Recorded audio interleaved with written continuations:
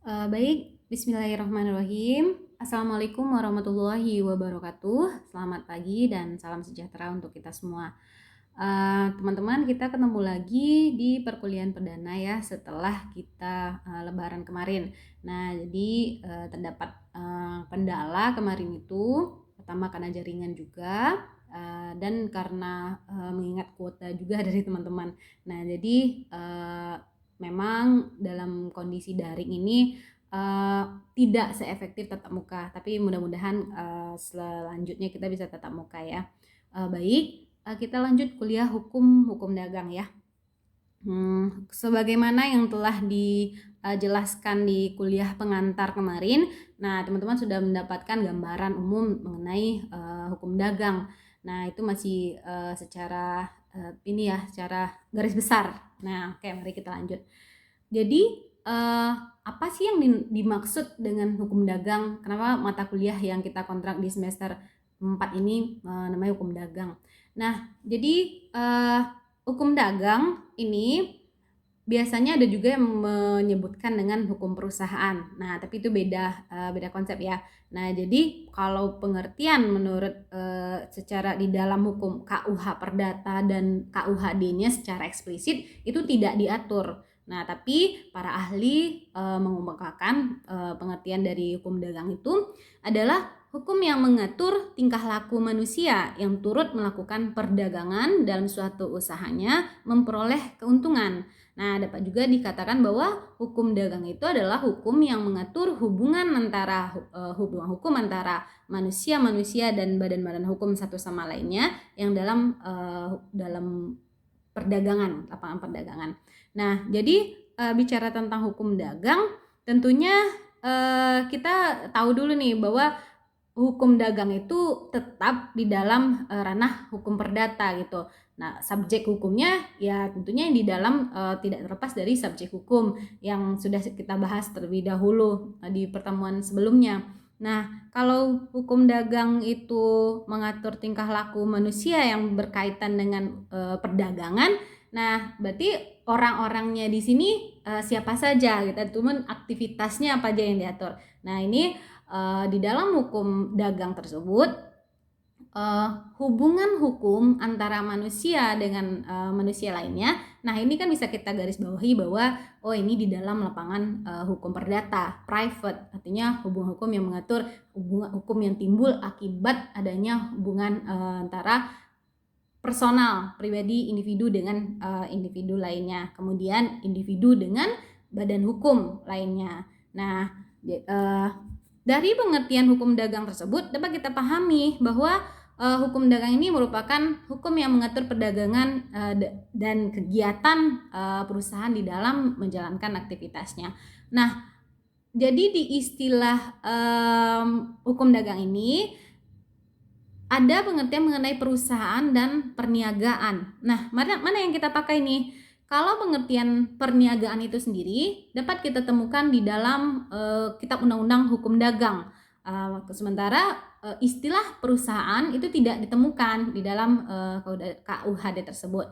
Namun dengan dikeluarkannya aturan baru pasal 2 dan sampai pasal 5 itu dihapuskan, maka istilah pedagang itu diganti dengan perusahaan atau perbuatan perusahaan. Makanya di dalam kita mempelajari hukum dagang akan selalu keluar istilah perusahaan.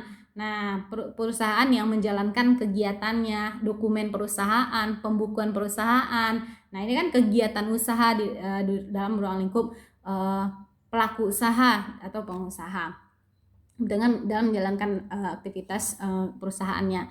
Lalu kepada siapa hukum dagang berlaku? Nih, pada awalnya hukum dagang itu berlaku secara objektif dan subjektif bagi pedagang. Pedagang secara objektif diartikan sebagai kegiatan membeli barang dan jual beli kembali. Sedangkan kalau pedagang itu secara subjektif, itu siapa saja yang melakukan tindakan perdagangan. Nah, namun dengan bergantinya istilah pedagang menjadi perusahaan, maka dengan demikian hukum dagang ini berlaku untuk mereka yang menjalankan usahanya. Itu yang disebut dengan pelaku usaha atau pengusaha. Nah, jadi pelaku usaha atau pengusaha itu terikat di dalam ketentuan yang diatur di dalam hukum dagang tersebut. Nah, jadi tadi disebutkan istilah perniagaan, ada juga pedagang, kemudian perusahaan.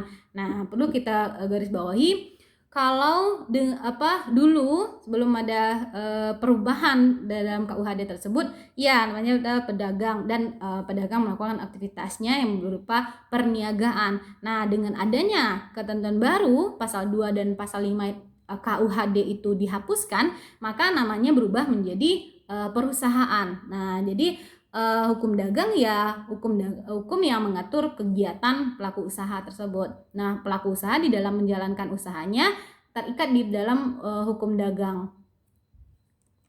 Next, sumber daripada hukum dagang. Hukum dagang di Indonesia terutama itu bersumber pada hukum tertulis yang dikodifikasikan. 1. Kitab Undang-Undang Hukum Dagang atau White Book Fab Comendel. Nah, WVK. Lalu Kitab Undang-Undang Hukum Perdata berbelit White Book atau BW. Nah, ini kan yang sudah dikodifikasikan. Ada KUHD dan KUHPER. Kemudian ada hukum tertulis yang belum dikodifikasikan, yakni peraturan perundang-undangan khusus yang mengatur tentang hal-hal yang berkaitan dengan perdagangan, seperti Undang-Undang Nomor 40 tahun 2007 tentang perusahaan terbatas, perseroan terbatas. Lalu Undang-Undang tentang koperasi, Undang-Undang tentang dokumen perusahaan, Undang-Undang tentang wajib daftar perusahaan, dan beberapa undang-undang lainnya itu belum dikodifikasikan. Nah, ayo dikodifikasikan itu diapakan? Coba dibaca kembali, kan kemarin kita udah ngontrak hukum perdata ya.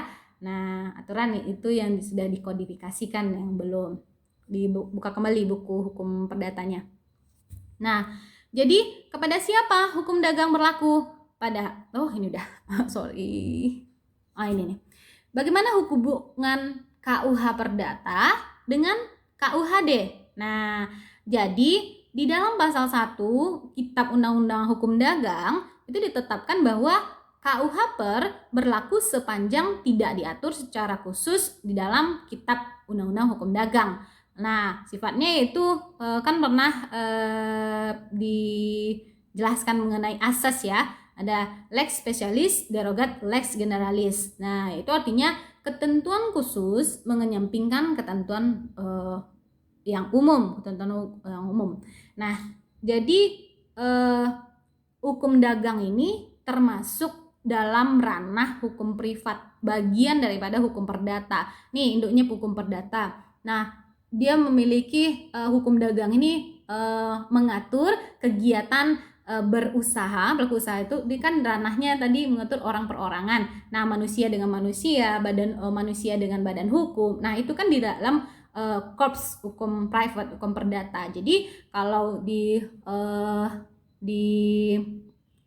disimpelkan gini, lex specialis lex generalis itu KUH perdatanya itu general, mengatur secara yang umum, kemudian diatur kembali oleh KUHD, Kitab Undang-Undang Hukum Dagang, itu lebih spesifiknya. Nah, mungkin beliaunya merupakan sumber daripada hukum dagang. Nah, kalau hubungannya itu demikian, KUH-pernya itu induknya itu, kemudian KUHD anaknya lah, ya anak.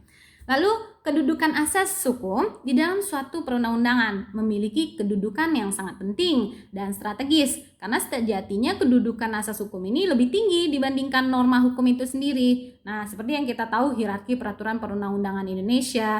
Nah, kan ada juga asasnya berlaku juga di sana, yang ketentuan yang lebih rendah tidak boleh mengalahkan ketentuan yang lebih tinggi. Seperti perda, nggak boleh mengalahkan ketentuan undang-undang dasar konstitusi. Nah, itu kan menyalahkan. Kemudian ketentuan yang lebih dulu yang sekarang menyampingkan ketentuan yang terdahulu. Nah, itu ketentuan yang asas ya. Nah, kemudian satu lagi yang ini, lex specialis, derogat lex generalis. Dalam beberapa literatur hukum modern, terdapat beberapa asas hukum yang memiliki keberlakuan universal, terutama bagi negara-negara yang menganut sistem hukum civil law. Nah, ini kan udah dari pertama kuliah kita udah jelaskan bahwa Konsep yang kita itu yaitu Eropa kontinental atau dikenal juga dengan civil law. Kemudian yang sistem hukum lainnya itu common law atau Anglo-Saxon. Dan ini perbedaannya udah dijelaskan. Kalau mau lebih lanjut, silakan buka literaturnya. Oke, contoh. Nih, di dalam pasal 1477 KUH Perdata diatur bahwa transaksi harus terjadi di mana barang itu diserahkan. Namun saat seorang membeli sebuah lemari dengan harga tertentu, kemudian membayarnya separuh saja, dan barang yang dibeli tersebut tidak bisa dibawa pulang karena ukurannya terlalu besar. Jadi barang yang diserahkan pada saat melakukan transaksi berlaku asas lex specialis derogat lex generalis. Namun sebelum itu si pembeli sudah membuat kesepakatan bahwa dia akan menyerahkan separuh lagi dari nilai transaksi dari barang yang dibelinya itu pada saat dia menerima barang. Nah, ini contoh dari contoh kasus ya, pasal 1477 KUH Perdata. Tidak berlaku dalam hal tersebut, melainkan berlaku dalam asas lex specialis dengan kesepakatan yang sudah dibuat terlebih dahulu. Dan di sini asas spesialisnya adalah KUHD. Nah, jadi sebagaimana yang sudah dijelaskan terlebih dahulu bahwa di dalam hukum perdata itu kesepakatan merupakan kuncinya. Nah, di dalam hukum perikatan juga kita bahas bahwa syarat sah daripada perjanjian atau perikatan itu kan ada pertama sepakat, kedua adanya cakap, tiga objeknya, kemudian ada kausa halal. Nah, di dalam suatu transaksi, ataupun suatu perjanjian, kesepakatan itu sangat penting. Bahkan kesepakatan itu berlaku undang-undang bagi mereka yang membuatnya. Itu ada namanya asas Pacta Sunt Servanda. Selanjutnya, apabila dihubungkan dengan isi pengertian perdagangan dalam hukum dagang, itu diatur ketentuan mengenai hubungan antara produsen satu sama lain, produsen dengan konsumen, yang meliputi antara pembelian dan penjualan, perbuatan perjanjian. Lalu ada pemberian perentaraan antara mereka yang terdapat maklar, komisioner, pedagang keliling, kemudian hubungan hukum yang terdapat di dalam bentuk-bentuk asosiasi perdagangan seperti PT, firma, dan sebagainya. Ini sudah dikasih tugas kemarin mengenai bentuk-bentuk badan hukum. Silakan nanti sebagai barang bukti kehadiran teman-teman share kembali mengenai tugas yang sudah dibuat, karena yang kemarin itu ada beberapa yang belum membuat, dan karena perkuliahan ini saya juga mau tahu ini aktif atau tidak. Jadi tolong untuk bukti kehadiran saya anggap hadir kalau tugasnya terpenuhi, dan yang telah mengirim minggu lalu mohon dikirimkan kembali di dalam grup kita. Konsep pokok hukum dagang. Nah, 1 perusahaan, 2 pekerjaan, 3 pembukuan dari perusahaan. Nah, jadi sebagaimana yang dijelaskan tadi, kita menggunakan istilah perusahaan ya. Jadi ke depan akan lebih sering di dalam hukum dagang ini akan disebutkan istilah perusahaan. Nah, dalam istilah perusahaan ini teman-teman juga bisa membayangkan, perusahaan itu dalam cakupan pelaku usaha, pengusaha, kegiatan berusaha, dokumen di dalam berusaha, pembukuannya. Nah, konsepnya sih ruang lingkupnya seperti itu. Kemudian dalam pekerjaan, lalu pembukuan. Nah, ini nanti akan dijelaskan lebih lanjut. Lalu ada subjek hukum dagang, adalah orang perorangan dan badan hukum dan persekutuan lainnya yang tidak termasuk badan hukum seperti CV dan firma.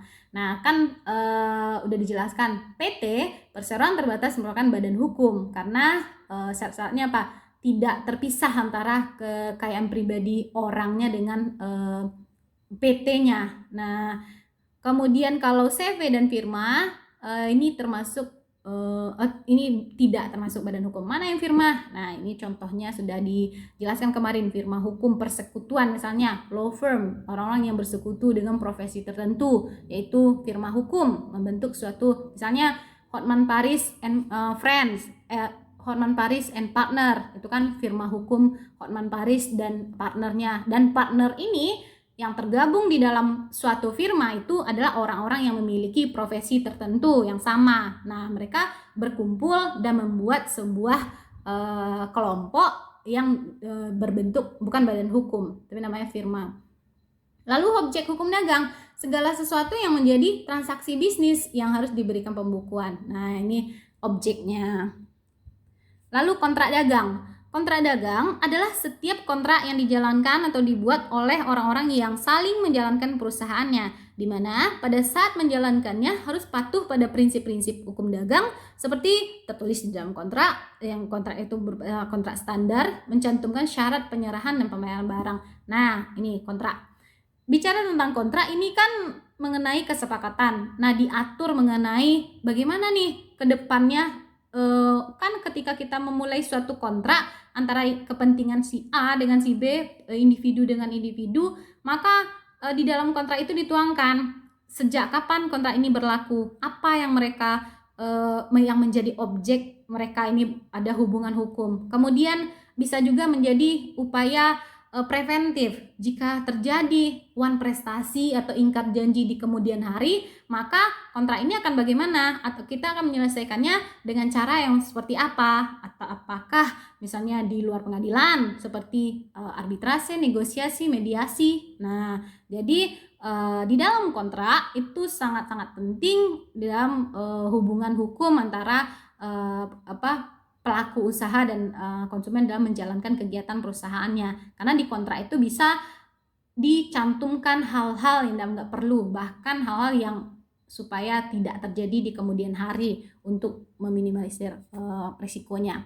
Lalu penyelesaian sengketa dagang. Ini ada prinsip-prinsipnya juga, kesepakatan para pihak, kebebasan memilih cara penyelesaian sengketa, kebebasan memilih hukum, itikat baik, eksesnya apa nih? Local remedies. Nah, lalu forumnya negosiasi, konsiliasi, mediasi, dan arbitrase. Nah, di dalam penyelesaian sengketa dagang, kita lihat dulu nih bahwa di dalam kontraknya termuat prinsip-prinsip standar bahwa itu para pihaknya sepakat untuk melaksanakan perjanjian. Kemudian di dalam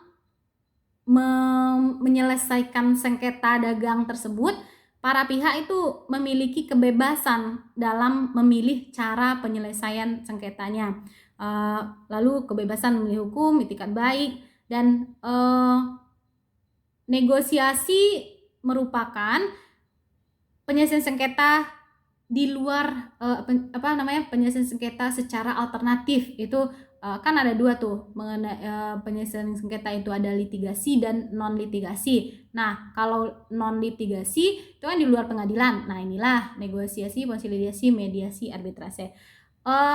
Baik, nanti akan kita buka sesi tanya jawab. Silakan di dalam saya share di grup. Kalau ada yang mau bertanya, silakan. Assalamualaikum warahmatullahi wabarakatuh.